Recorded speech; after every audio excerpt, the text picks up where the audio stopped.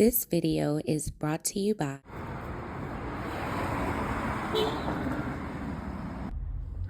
Cool Grain Clothing. We done gone worldwide and we coming straight out of Baltimore. Come on down, shop with us at 215 West Saratoga Street. And if you can't come and shop with us in person, go online right now at coolgrainclothing.com and make your purchase. Oh yeah, and by the way, if you ain't cool and getting the green, you're in the way, and that's just basic. What's going on, YouTube fam? It's your boy Tony 2 times, and we back with another episode of the Baltimore Way, man. Before I start, be sure to tap that like button. Definitely watch this video to the end to hear the full story and all the details in the case. For the day one fam, y'all already know it's all love. Thanks for tuning back into another episode. If you're new to the channel and you feeling the content, feel free to subscribe. Definitely hit that notification bell so you can be notified every time we drop a new video. Oh yeah, feel free to share the channel with your peoples. Everybody is welcome. Let's get right into the story. Feelings and emotions. As humans, we all have them. And for the most part, they can be a good thing. They show how you are feeling through life. For example, a couple getting ready to get married. That day might be filled with all kind of feelings and emotions. From happiness, somebody being nervous, even excitement. We all wake up every day feeling a different kind of way. Some days you might be in a good place, feeling optimistic about what can happen. Other days you might be stressed out, tired, and just need a break from life. All this is normal. But the hardest thing with individuals nowadays, it seems like, is to be in control of those emotions. We are living in a world where everybody is on edge, even in places where that kind of energy is not called for. It's almost like people are waiting or looking for a reason to crash out. For most, we understand how fast things can escalate. So if we do find ourselves in a position to be tricked off the streets or out of life, we try to walk away. Like, yo can have that, it ain't even worth it. Or try to diffuse the situation. But some people feel like that's being a sucker or a swine. You gotta engage with the same kind of energy somebody comes at you with, leaving two people not backing down, and each one feeling like however they feel is right. But when emotions are already high, add guns, and it's definitely a recipe for somebody to lose their life, even in a petty situation. And on this episode of the Baltimore Way, we'll be discussing a case of a dispute over a parking spot at a memorial that went left. Back in the summer of this year, 36-year-old Anthony Martin was navigating life in Baltimore. The father of a young son, also getting ready to jump the broom with his fiancée, Anthony had a lot going on for himself. Described as a kind-hearted person, always willing to lend a helping hand, especially when it came to his community. Anthony grew up in East Baltimore and would often be around the way.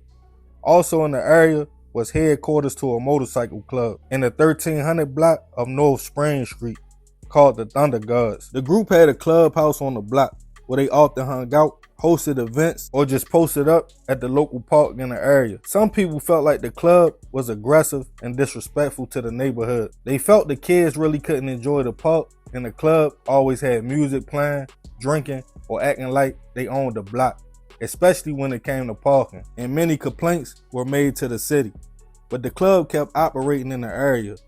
On August 18th of this year, Anthony was at the park in the community, playing basketball with friends. But also this day, the Thunder Gods were having a cookout memorial for a fallen member. Bikers from all over came to show love, including a 43-year-old man named Eric Kibler from Hagerstown, Maryland. About 7 p.m., as the group got deeper, somebody called BPD to file a complaint, stating they were being disorderly and blocking the street with their bikes. Almost an hour later, another call was made, but people in the community would get more frustrated when the club put out cones, so no one could park in certain areas. One lady pulled up in the neighborhood and decided to remove the cones from one spot to park her car. That's when members of the club confronted her. She decided to stand her ground and go get Anthony to help her get the situation under control. Not too far away, he walked over along with a few other guys. As emotions was already high with the club hosting a memorial for a fallen member, also with the community feeling like what's up with the group, feeling like they ran the area. What was supposed to be a conversation quickly turned into an argument about the parking spot. As some people tried to calm the situation down, others were not trying to hear it and was ready to go all the way. Seconds later, multiple guns came out and over 50 shots rung out in the community. BPD was called to the neighborhood around about 8 p.m. in response to shots fired. When they arrived to the location, it was over 8 people in total shot, 7 men and 1 woman. One of the men involved in the shooting was Anthony. Everybody was rushed to Johns Hopkins for treatment.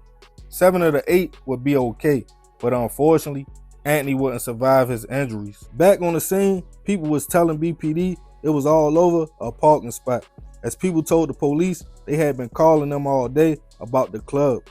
It was a few different stories going around regarding what really happened, but one neighbor's Ring camera caught some of the incident, which was now being described as a mass shooting.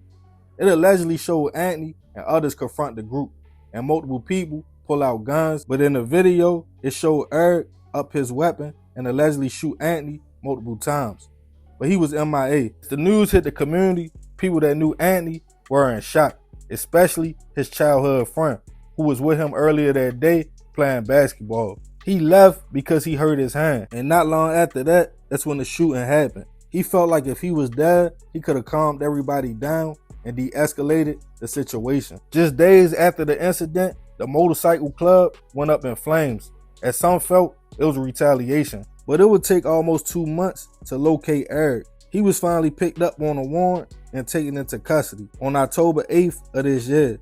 He was charged with multiple counts of first-degree hit, second-degree attempts, and handgun violations. It was stated to be multiple shooters, but Eric would end up being the only one charged. In fear for his safety, his lawyer requested for him to be kept away from other inmates. And at his first bail hearing, Eric and his attorney painted their own picture of what really took place. He stated the club was having a memorial when a lady from the neighborhood removed the cone. They claimed Eric tried to calm her down, but she went and got Anthony, who allegedly came back with a gun and shot once in the air. They claim Eric pleaded with him like, bro, just go ahead, before shooting in self-defense. As Eric's family and attorney described him as a father of 7 and an Air Force veteran. They were asked about him even having a gun in the first place, as he was already a convicted felon. But his lawyer maintained it was only for protection and self-defense. Anthony's mother was outraged as she showed the memorial for her son. She wanted it to be known he left behind a son and fiance and was a protector, and not the type to start conflict. She wanted everybody to know someone came and got him. He didn't go looking for trouble, and he was only standing up for his community.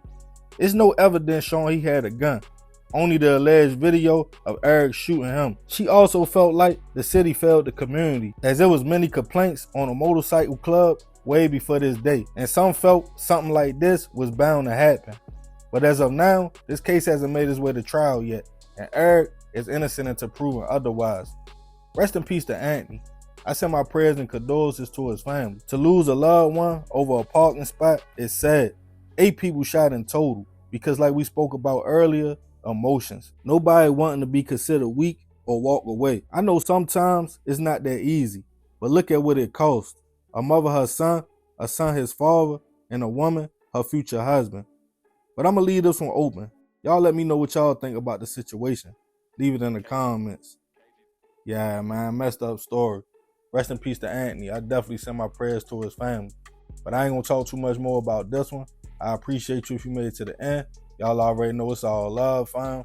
It's another episode of the Baltimore Way. It's your boy Tony 2 times. I'm out.